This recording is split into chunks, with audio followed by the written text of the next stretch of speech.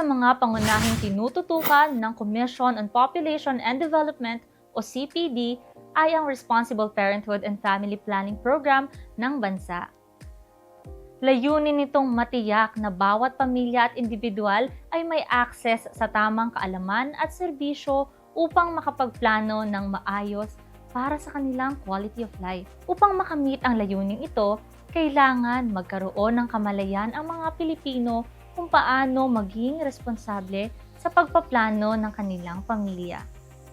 The good news is, 42% ng kababaihan may edad 15 to 49 ay gumagamit na ng makabagong pamamaraan ng family planning. Batay ito sa 2022 National Demographic and Health Survey ng Philippine Statistics Authority.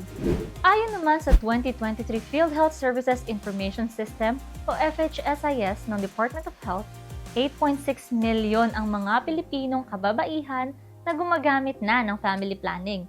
Ito ay tumaas mula sa 2022 level na 8.3 milyon na kababaihan. Ika nga, malayo na, pero malayo pa.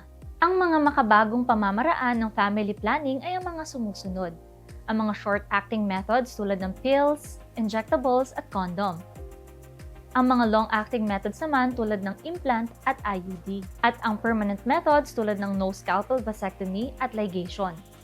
Kasama din dito ang modern scientific natural methods. Samantala, 17% pa rin ang gumagamit ng traditional method, katulad ng withdrawal at calendar method. Ang scientific natural family planning methods ay ang mga sumusunod: standard days method, Billings ovulation method, basal body temperature method, symptothermal method, 2-day method, at lactational amenorrhea method o LAM.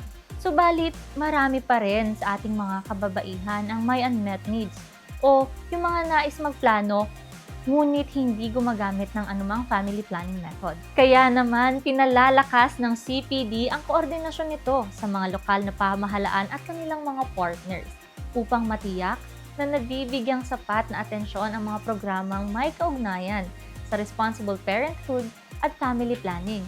Hinihikayat natin na ang bawat mag-asawa ay bumisita sa pinakamalapit na health center upang alamin at piliin ang pinakaangkop at hiyang na family planning method para sa inyo.